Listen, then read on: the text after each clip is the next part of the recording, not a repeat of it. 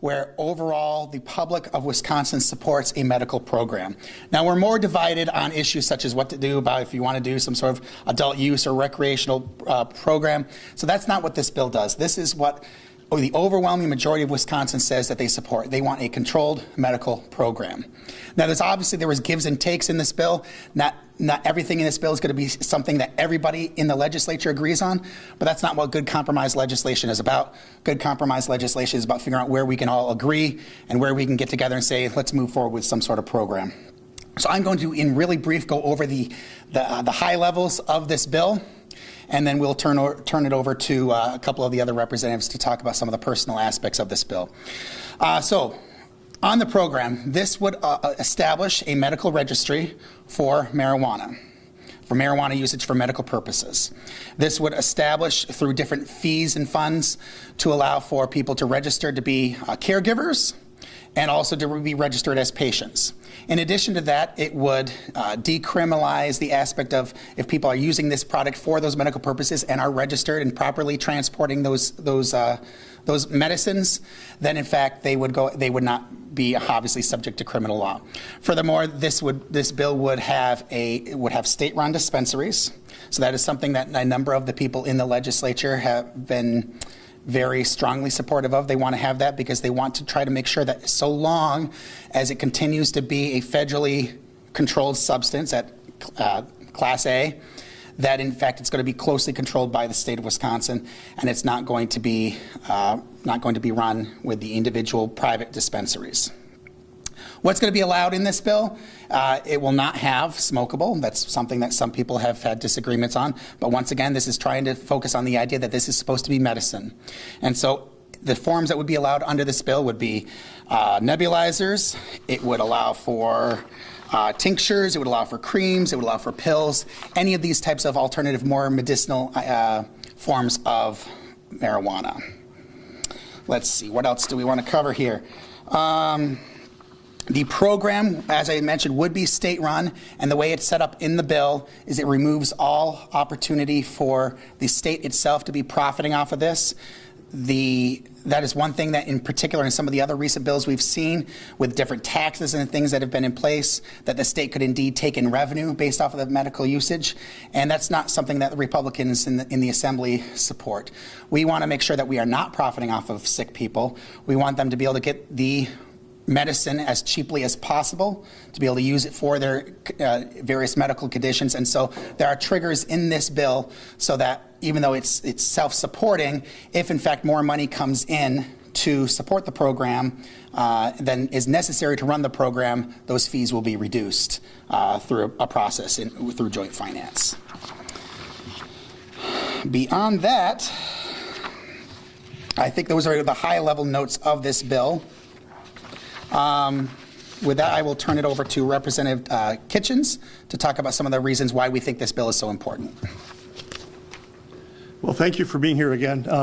So I've been in the Assembly. This is my 10th year here, and ever since I joined the Assembly, I've heard from constituents who are suffering, whether it's cancer. I recall one guy that was a war veteran that was suffering PTSD and felt that cannabis was his only real way to get any sleep at night. And we've had colleagues that have either suffered themselves with cancer or their families have suffered. I've had friends. I think, marijuana, clearly there is medicinal value to it. It doesn't cure everything, but clearly there is value to it. Just a week or two ago, I had a woman call me. Her mother was suffering from cancer, and she really wanted to try it out because her mother, there was a lot of pain. She didn't have any appetite, and she really wanted to try it out. So she was looking online as to what dosage. I think she had a friend that went to Michigan to buy some for her. That's not the way we should be treating medicine. It should be under the supervision of a physician so that they can, help them with those things like the dosage of it. Now, ideally the federal government would do this, and that's what I had hoped through all these years would happen. But they have not stepped up, and I think we need to keep the pressure on them to do so that they can change the schedule of it so that we can have the research and know what the indications are, what the counterindications are. I'm a veterinarian. I am used to working with controlled substances and prescribed medicines, and I know how it's supposed to work. But we've waited too long for this. for other people in other states to be able to get help when they suffer these chronic conditions, and our people in Wisconsin either have to do without or go to other states to get those, it's just not right. So I think, I've supported this for a long time, and I think it's time that we stepped up. I'm glad to see we're finally doing this, and I think we're doing it in a very responsible way that'll alleviate some of those concerns about abuse of marijuana. So with that, I will turn it over to my colleague, Representative Tittle. Good morning.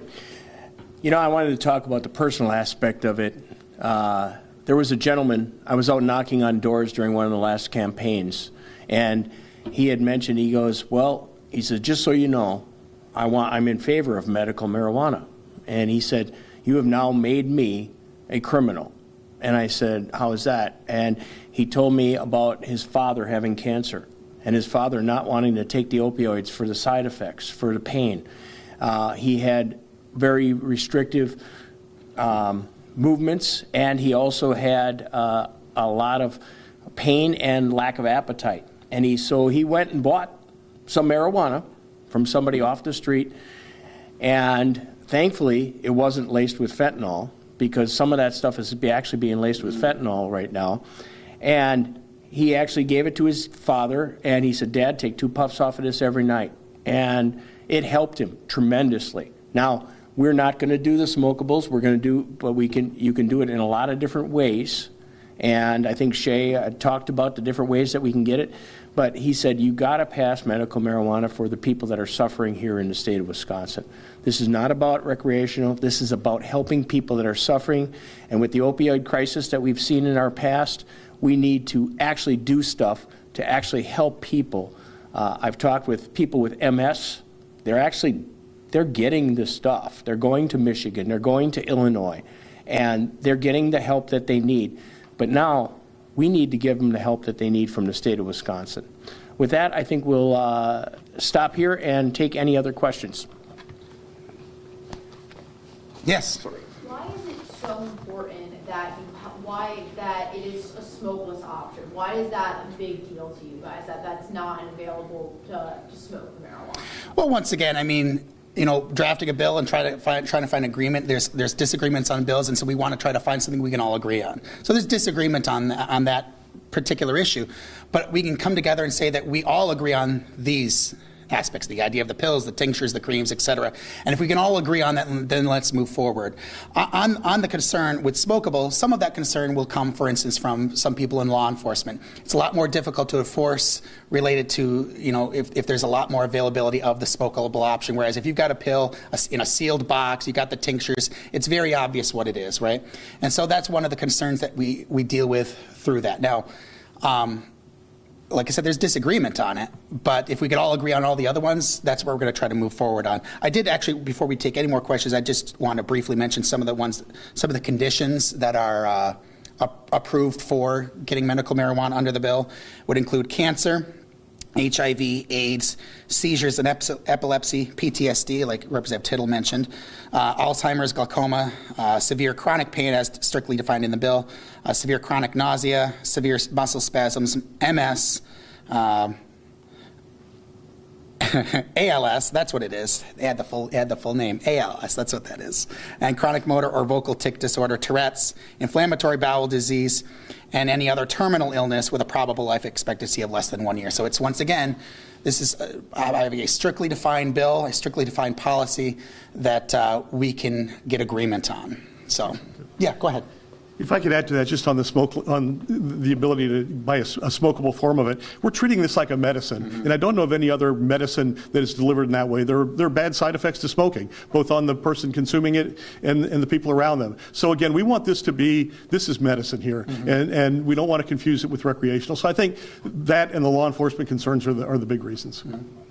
Other questions? How much is this demand versus revenue? You talked, I guess there is no revenue. You said that the state isn't going to make any money, but are we opening the door for recreational use when it is all around us? I mean, Wisconsin is sort of in the middle of all these states that allow it for recreational use. I'm not quite sure if I understand the question correctly. We believe by putting the system in place as as we have it crafted in the bill currently, by having the state run it, having state-run dispensaries, state employees run it, and then setting it up so that there are automatic triggers to make sure that if we're bringing in more money for the program than is actually needed to run the program, there's automatic triggers to reduce the revenue to the state. We eliminate the drive, the push to try to bring in revenue for the state or for individual dispensaries. So we remove that pressure point to try to expand. That's the idea of why it's set up that I way. think she wanted to know if it was going to lead But to is it, that. is Wisconsin missing out on revenue that they could potentially be getting? Well, as Republicans, we've never been huge fans of trying to figure out how to take more money from the people, especially sick people. And that's the idea of this bill, is to say we want to make sure sick people have the opportunity to get things as cheaply as possible rather than the state profiting off of it. So how's this going to work? If it's state-run, and who's going to have the authority to, I'm a cancer patient and I want to get medical marijuana. How does that happen? So the way the mechanism works is there will be 5 dispensaries set up across the state, and they are going to be run by the state. There are going to be state employees that are at those dispensaries. Somebody will go to their doctor, and they will get diagnosed with one of these conditions that I've listed, such as, say, MS.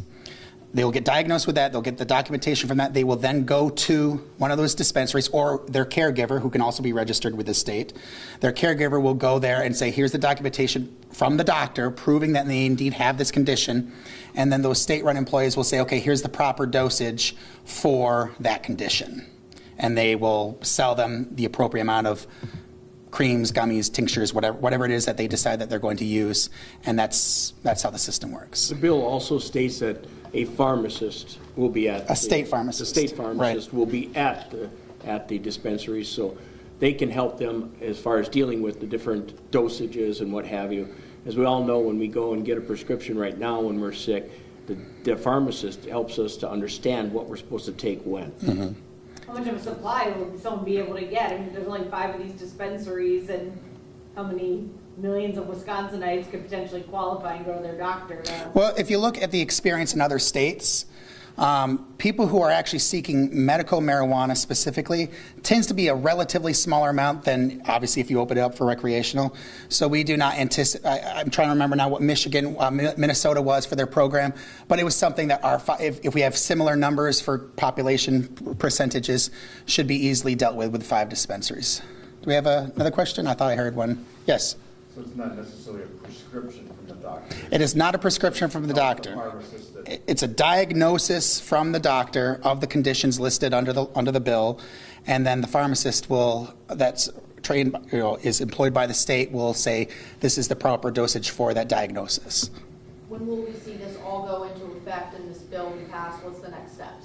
Next step is it's getting released today. Well, it'll be out for co-sponsorship. We'll hold our hearings in the next couple of weeks.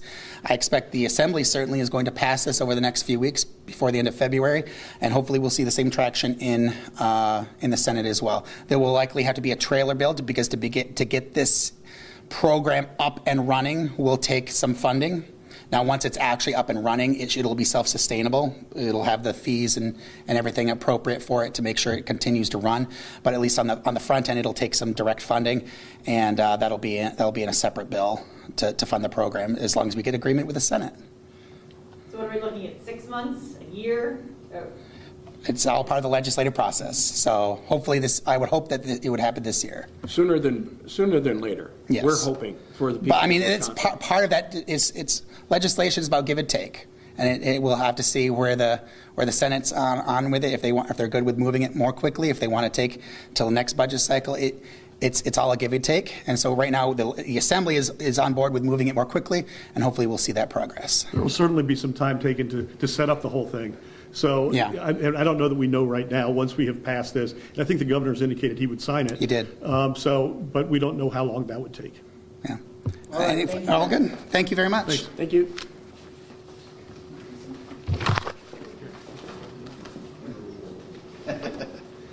Don't want to leave my coffee.